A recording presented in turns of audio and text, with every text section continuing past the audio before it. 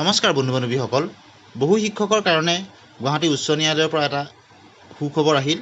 যদিও খবৰটো অৰ্ডাৰটো 2023 চনতে আহিছিলে, তাক ইমপ্লিমেণ্টেশ্যন এতিয়া কৰা হৈছে। আপোনালোকে স্ক্ৰীনত নিশ্চয় দেখিছে, এই যিখন লেটাৰ আহিছে DW অফিচৰ পৰা সকলো ডিষ্ট্ৰিক্ট এলিমেণ্টাৰী অফিচাৰলৈ, আৰু আপোনালোকে ৰেফাৰেঞ্চ নাম্বাৰো দেখিছে আৰু ছাবজেক্ট মেটাৰো দেখিছে। Regarding honourable Guwahati High Court's judgment and order dated 31/03/2023, অৰ্থাৎ 23 চনৰ 31 মাৰ্চতে এইটো ওলাইছিলে।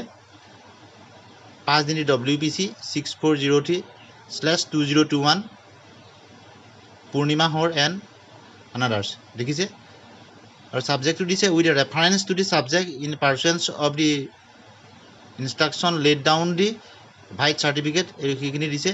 কি কৰিছে, verify the report of the stipendiary teacher, stipendiary টিচাৰসকলৰ ৰিপৰ্টটো ভেৰিফাই কৰিবৰ কাৰণে দিছে। আৰু এই মই চমুকৈ কৈ দিছোঁ, এওঁলোকক এই ষ্টাইপেণ্ডেৰী টিচাৰসকলক এই মহামান্য আদালতৰ অৰ্ডাৰ অনুসৰি তেওঁলোকক NPSৰ পৰা OPSলৈ কনভাৰ্ট কৰা হ'ব আৰু তেওঁলোকে GPFৰ সুবিধাও লাভ কৰিব। কেছ নাম্বাৰ দেখিছে গুৱাহাটী হাইকোৰ্টৰ WPC 6403/2021। যিসকল পিটিশ্যনাৰ আছে তেওঁলোকৰ নাম দেখিছে আপোনালোকে। এডভকেট ফৰ দি পিটিশ্যনাৰ দেখিছে, এডভকেট ফৰ দি ৰেছপণ্ডেণ্ট নিশ্চয় দেখিছে আপোনালোকে। বহুখিনি আছে, বিভিন্ন ডিষ্ট্ৰিক্টৰ পৰা আছে আৰু ইয়াত বিভিন্ন কেটেগৰী শিক্ষক আছে। বিশেষকৈ এই অৰ্ডাৰটোত 6টা কেটেগৰী শিক্ষকৰ কথা উল্লেখ কৰিছে আৰু ইয়াৰ লগত বহু কেছ লিংক কৰি দিছে। Advocate for the petitioner, advocate for the respondents, এই সকলোখিনি আছে। যথেষ্ট এটা দীঘলীয়া অৰ্ডাৰ, যথেষ্ট দীঘলীয়া অৰ্ডাৰ হয়। তথাপিতো আপোনালোকক দেখাইছোঁ চমুকৈ। এই এতিয়া জাজমেণ্ট এণ্ড অৰ্ডাৰটো আপোনালোকে চাওক, দেখিছেনে? ইয়াত মূল কথাখিনি মই কৈ দিব বিচাৰিছোঁ। ইয়াত প্ৰথম এইটো নিশ্চয় দেখিছে আপোনালোকে। Issue involved in the instant batch of the writ petition largely to say is as to whether the petitioner are entitled to pension in the terms with the provision of the Assam Service Pension Rule. Service Pension Rule 1969 মতে তেওঁলোকৰ কথাখিনি উল্লেখ কৰিছে। এইখিনি দেখিছে আপোনালোকে নিশ্চয় জানে 2000 কেতিয়াৰ পৰা হৈছিলে NPSটো 2005 চনৰ 1 ফেব্ৰুৱাৰীৰ পৰা। গতিকে তাৰ আগতে যিসকল শিক্ষক আছিলে তেওঁলোকে মহামান্য গুৱাহাটী উচ্চ ন্যায়ালয়ত কেছ কৰিছিলে আৰু বহু কেটেগৰী তাত শিক্ষক আছিলে। 6টামান কেটেগৰী ইয়াত উল্লেখ কৰিছে। পিছলৈ কোৰ্টে এই ভাগ কৰি দিছে, দেখিছেনে? The 6 different groups in the option in the court taking into account facts. প্ৰথমটোৱে হ'ল ষ্টাইপেণ্ডেৰী টিচাৰ, দ্বিতীয়টো হ'ল ড্ৰপ টিচাৰ, তৃতীয়টো হ'ল teachers appointed against the scheme, the operation blackboard যিসকলক OBB বুলি কোৱা হয়, এক্সেছ টিচাৰ, এনেকৈ 6টা কেটেগৰীত ভাগ কৰা হৈছে। ইয়াত পিটিশ্যনাৰ যিসকল আছে তাত 6টা কেটেগৰীত ভাগ কৰি দিয়া হৈছে।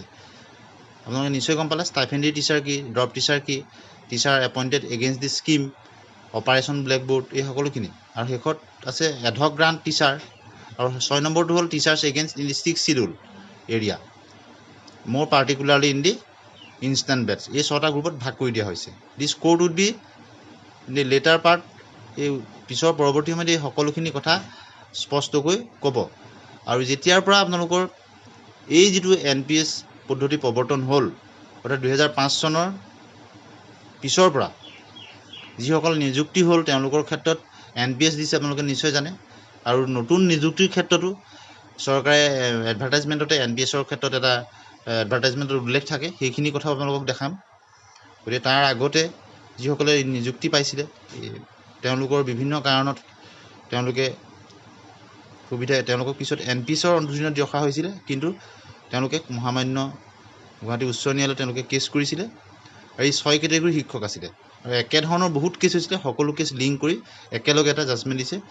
15টামান আছিলে, এতিয়া 16 নম্বৰ যিটো এইটো ফাইনেল জাজমেণ্ট আহিছে। গতিকে আপোনালোকে কেছ নাম্বাৰটো মাৰি গুৱাহাটী হাইকোৰ্টৰ তাৰ পৰা আপোনালোকে সকলোখিনি ডিটেইলছ ল'ব পাৰিব। এইখিনি দেখিছে। এতিয়া NPSৰ ক্ষেত্ৰত এতিয়া বৰ্তমান কি লিখি দিয়ে, government servant joining in the service of the state government after 1 ফেব্ৰুৱাৰী পিছত যিসকলে এপইণ্টমেণ্ট পাইছে চৰকাৰ 2005 shall not be govern by the existing Assam service pension rule 1969, অৰ্থাৎ GPFৰ সুবিধা তেওঁলোকে নাপাব যিসকল ফেব্ৰুৱাৰীৰ পিছত হৈছে 2005 চনৰ। পাছত তেওঁলোকে এডভাৰটাইজমেণ্টতো এইখিনি লিখি দিছে, লিখি দিবলগীয়া হৈছে যে I understand and accept this government servant joining the service of the state government or after the 1st February 2005 shall not be governed by the existing Assam Service Pension Rule 1969 and order issued thereafter. এইটো এডভাৰটাইজমেণ্টতে উল্লেখ থাকে আৰু NPS-লৈ এটা শপতনামো আজিকালি দিব লাগে নতুনকৈ যিসকলে পাইছে 2000 ফেব্ৰুৱাৰীৰ পিছত 2005 ফেব্ৰুৱাৰীৰ পিছত যিসকলে পাইছে তেওঁলোকে এটা শপতনামা দিবলগীয়া হয়। এই কথাখিনি ইয়াত উল্লেখ আছে গোটেইখিনি, গতিকে এই সকলোখিনি কথা উল্লেখ আছে। তাৰ আগত পোৱা এই শিক্ষকসকলে এপইণ্টমেণ্ট পোৱা এই শিক্ষকসকলৰ ক্ষেত্ৰত মহামান্য উচ্চ ন্যায়ালয়ে কি ৰায় দিছে সেইখিনি কথা আমি এতিয়া চাম। 6টা কেটেগৰী, কোন কেটেগৰীয়ে NPS-ৰ সলনি GPF পাব বা OPS পাব সেইখিনি আমি চাম, আপোনালোকে ভালদৰে চাব। ইয়াৰ সকলোখিনি ডিটেইলছত লিখিছে, আপোনালোকে নিশ্চয় দেখিছে। সকলোখিনি কেছ লিংক কৰি দিয়া হৈছে আৰু গোটেই তেওঁলোকক কোন কেটেগৰী কি টিচাৰ কেতিয়া এপইণ্টমেণ্ট পাইছিলে, তেওঁলোকৰ ক্ষেত্ৰত কেনেদৰে কি হৈছিলে সকলোখিনি কথা ইয়াত উল্লেখ কৰিছে। আপোনালোকে ডিটেইলছ কপিটো ডাউনলোড কৰি ল'ব পাৰিব গুৱাহাটী হাইকোৰ্টৰ, তাৰ চাব পাৰিব। তথাপিতো যিমানখিনি পাৰোঁ কম সময়ত বুজাই দিবৰ কাৰণে আপোনালোকক চেষ্টা কৰিছোঁ। নিশ্চয় আপোনালোকে দেখিছে মূল কথাখিনি যিখিনি, সেই কথাখিনি আপোনালোকক আগত আলোচনা কৰিবলৈ লৈছোঁ, যিখিনি মূল কথা। এতিয়া এই 6টা কেটেগৰীৰ ভিতৰত কোনে সুবিধাটো লাভ কৰিব, এইখিনি গভৰ্ণমেণ্ট যিবিলাক পেঞ্চন এণ্ড পাব্লিক গ্ৰিভেঞ্চৰ এইখিনি সকলোখিনি কথা উল্লেখ কৰা হৈছে, দেখিছেনে? এইখিনি সকলোখিনি নটিফিকেশ্যন, গভটৰ নটিফিকেশ্যনেই হওক, এইখিনি সকলো কথা উল্লেখ কৰা হৈছে। মই মূল ইম্পৰ্টেণ্ট কথাখিনি আপোনালোকৰ লগত ডিছকাছ কৰি দিম, গোটেইখিনি আপোনালোকে ডাউনলোড কৰি লৈ পঢ়ি চাব। গতিকে এই 6টা কেটেগৰী শিক্ষকৰ ক্ষেত্ৰত কোনখিনিয়ে কি সুবিধা পাব, GPF-ৰ ৰুলখিনি কি আছিলে আৰু এতিয়া নতুনখিনিৰ ক্ষেত্ৰত কি প্ৰযোজ্য, গতিকে এই 6টা কেটেগৰী কোনে কিখিনি পাব সকলোখিনি ইয়াত ডিটেইল কেছ ষ্টাডি আছে। আপোনালোকে কেছ নাম্বাৰটো মাৰি গুৱাহাটী হাইকোৰ্টৰ তাৰ পৰা ডাউনলোড কৰি এই PDF ফাইলটো পঢ়ি চাব পাৰিব। যথেষ্ট দীঘলীয়া অৰ্ডাৰ আছে, জাজমেণ্ট কপিটো ফাইনেল যিটো আৰু আপোনালোকে নিশ্চয় দেখিছে। যিটো ইম্পৰ্টেণ্ট পইণ্টখিনি মই আপোনালোকৰ লগত আলোচনা কৰি দিম, শেষলৈকে চাব। হয়তো আপোনালোকৰ ঘৰত, আপোনালোকৰ ওচৰে পাজৰে আপোনাৰ ৰিলেটিভত কোনোবা তেনেকুৱা থাকিব পাৰে যিসকল শিক্ষক এই 6টা কেটেগৰী, তেওঁলোকৰ ক্ষেত্ৰত কি বেনিফিট হ'ব, কাৰ ক্ষেত্ৰত গভৰ্ণমেণ্টে কি ষ্ট্ৰেটেজি লৈ আহিছে, এইখিনি এতিয়া ষ্টাইপেণ্ডাৰী টিচাৰৰ ক্ষেত্ৰত আপোনালোকে দেখিছে। This categorize group stipendiary teacher group of teachers were appointed against the vacant post of elementary, এওঁলোকক ভেকেণ্ট পোষ্টৰ এগেইনষ্টতে দিয়া হৈছিলে, কিন্তু তেওঁলোকক ষ্টাইপেণ্ড দিয়া হৈছিলে। It is the petition to mention that notable amendment were carried out on the 10/11/2005 and thereafter on 25। গোটেইখিনি কথা ষ্টাইপেণ্ডাৰী শিক্ষকসকলৰ বিষয়ে দিছে আৰু পিছত তেওঁলোকক ROP দিয়া হৈছিল। এই ষ্টাইপেণ্ডাৰী যিসকল শিক্ষক তেওঁলোকক 2005-ৰ আগতে এপইণ্টমেণ্ট দিয়া হৈছিলে, কিন্তু এতিয়া ষ্টাইপেণ্ড দিয়া হৈছিলে আৰু সম্পূৰ্ণ গভৰ্ণমেণ্ট যিখিনি এডভাৰটাইজমেণ্ট ৰুল ফ'ল' কৰি তেওঁলোকক দিয়া হৈছিলে, কিন্তু তেওঁলোকক এটা ষ্টাইপেণ্ড দি ৰখা হৈছিলে। গতিকে তেওঁলোকক ষ্টাইপেণ্ডাৰী টিচাৰ্ছৰ কেটেগৰী ৰখা হ'ল। পিছত গভৰ্ণমেণ্টে তেওঁলোকক ROP দিছিলে বা NPS-ৰ অধীনলৈ আনিছিলে। গতিকে এইখিনি হ'ল ষ্টাইপেণ্ডাৰী টিচাৰৰ ক্ষেত্ৰত, এইখিনি গোটেইখিনি তেওঁলোকৰ ডিটেইলছখিনি ইয়াত দিয়া আছে। ষ্টাইপেণ্ডাৰী টিচাৰৰ বিষয়ে তেওঁলোকৰ গোটেই ডিটেইলছখিনি ইয়াত আছে। আটাইকেইটা কেটেগৰীৰ বিষয়ে চমুকৈ আলোচনা কৰি দিম, তেওঁলোকৰ ক্ষেত্ৰত কেনেদৰে কিখিনি হৈছিলে, এতিয়া বৰ্তমান কি ষ্টেজত তেওঁলোক আছে, এই সকলোখিনি কথা আপোনালোকে গম পাব। আটাইকেইটা কেটেগৰীৰ বিষয়ে চমুকৈ আলোচনা কৰি দিম, আপোনালোকে অলপ ধৈৰ্য ধৰি শেষলৈকে চাব ভিডিঅ'টো।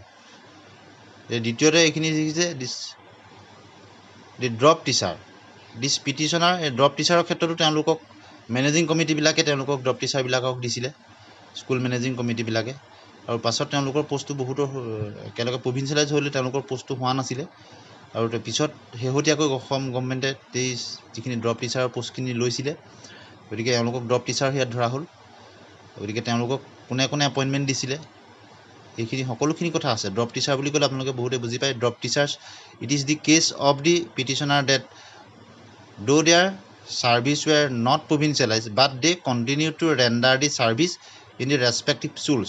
প্ৰভিঞ্চিয়েলাইজ নাই কৰা যদিও তাৰমানে তেওঁলোকে কণ্টিনিউটি মেইনটেইন কৰি তেওঁলোকে ছাৰ্ভিচটো কৰি আছিলে, আৰু পৰৱৰ্তী সময়ত গভৰ্ণমেণ্টে তেওঁলোকক আওতালৈ আনিছিল ROP আওতালৈ। এইখিনি কথা উল্লেখ আছে ইয়াত।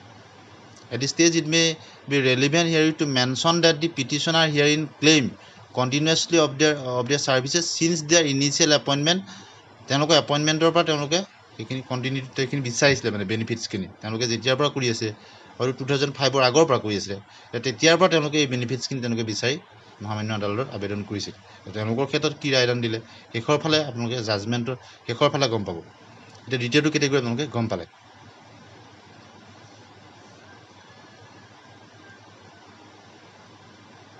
নিশ্চয় দেখিছে বহুতখিনি ডিটেইলছ আছে তেওঁলোকৰ গোটেই ডিটেইলছখিনি ইয়াত দিছে এইখিনি ড্ৰপ টিচাৰ আছিলে তেওঁলোকৰ বহুখিনি আছে ৰাজ্যৰ বিভিন্ন জিলাত বিভিন্ন স্কুলত তেওঁলোক আছিলে তেওঁলোকৰ গোটেই ডিটেইলছখিনি ইয়াত উল্লেখ কৰা আছে প্ৰতিটো কথা ইয়াত আলোচনা কৰি নাথাকোঁ দুটা কেটেগৰীৰ বিষয়ে ইতিমধ্যে আমি আলোচনা কৰিছোঁ ষ্টাইপেণ্ডৰ বিষয়ে আপোনাৰ কৰিলোঁ এতিয়া আমি ড্ৰপ টিচাৰ বিষয়ে আলোচনা কৰিলোঁ নিশ্চয় গম পাইছে এই তৃতীয় কেটেগৰীটো এতিয়া আমি আলোচনা কৰিম The claim of the petitioner here is that they should be granted their benefits of pension in terms with the rules. এতিয়া 3 নম্বৰ কেটেগৰীটোৰ বিষয়ে এতিয়া আমি আলোচনা কৰিছোঁ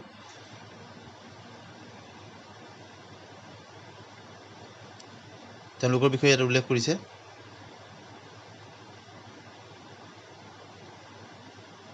নিশ্চয় দেখিছে আটাইকেইটা কেটেগৰীৰ বিষয়ে আমি কিছু আলোচনা কৰি দিছোঁ এইটো যিটো OBB শিক্ষক বুলি যিটো কোৱা হয় অপাৰেশ্যন ব্লেকবোৰ্ডৰ কথা এই 3 নম্বৰ কেটেগৰীত আপোনালোকে নিশ্চয় জানে 4040টা পোষ্ট আছে অপাৰেশ্যন ব্লেকবোৰ্ডৰ আণ্ডাৰত দিছিলে আৰু সেই স্কিমটো কেতিয়ালৈকে চলিছিলে 9 প্লেণ্টৰ পিছত সেইখিনি বন্ধ হৈ গৈছিলে আৰু তাৰপিছত অসম চৰকাৰে নিজৰ আওতালৈ আনিছিলে গতিকে তেওঁলোকৰ ক্ষেত্ৰত কি প্ৰযোজ্য হ'ব অপাৰেশ্যন ব্লেকবোৰ্ড বুলি ক'লে সকলোৱে জানে OBB শিক্ষকসকল বিশেষকৈ এটা নিৰ্দিষ্ট ফিগাৰ উল্লেখ কৰি দিছে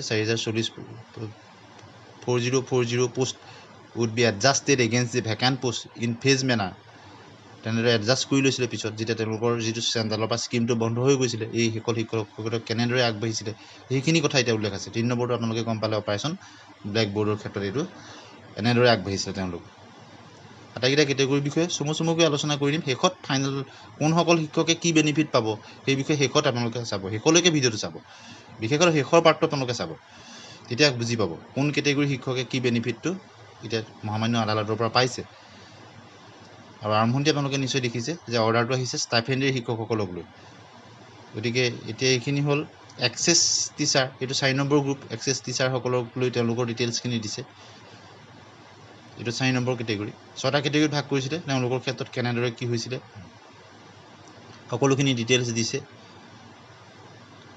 এক্সেছ টিচাৰ অতিৰিক্তভাৱে যিসকল শিক্ষক থাকে বিদ্যালয়খনক প্ৰভিন্সিয়েলাইজ হওঁতে বা ইহঁতে যিখিনি শিক্ষক থাকে তাৰ ওপৰঞ্চি 2টা পোষ্ট যদি থাকি যায় তেওঁলোক এক্সেছ টিচাৰ হিচাপে ধৰা হয় তেওঁলোকক পিছত অনা হৈছিল স্কুলখন প্ৰভিন্সিয়েলাইজ হৈ আহিলে কিন্তু তেওঁ পোষ্টটো হৈ নাহিল পিছত তেওঁ পোষ্ট হৈ আহিলে তেনেধৰণে বিভিন্ন কেটেগৰী পোষ্ট আছে এডহক গ্ৰাণ্টৰ ভিতৰত এডহক গ্ৰাণ্টত পোৱা শিক্ষকসকল পঞ্চমটো কেটেগৰী এডহক গ্ৰাণ্টৰ শিক্ষকসকলেও কেছ কৰিছিলে appointed by the respective schools managing কমিটিত এই সকলোখিনি ডিটেইলছ দিয়া আছে আটাইকেইটা কেটেগৰী গতিকে তেওঁলোকেও তেওঁলোকৰ বেনিফিট বিচাৰি মহামান্য আদালতত আবেদন কৰিছিলে আৰু সকলোখিনি কেছ একেলগে লিংক কৰি এটা ফাইনেল জাজমেণ্ট আহিছে 15টা আহিছে আৰু শেষত 16 নম্বৰ এইটো আহিছে গতিকে শেষত আপোনালোকে চাব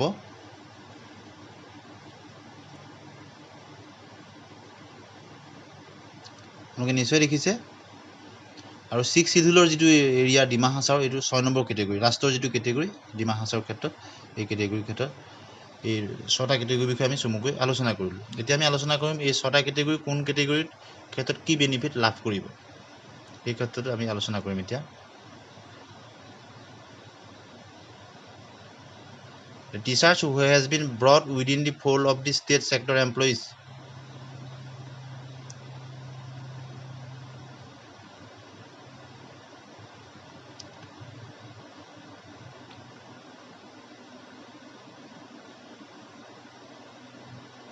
আপোনালোকে নিশ্চয় দেখিছে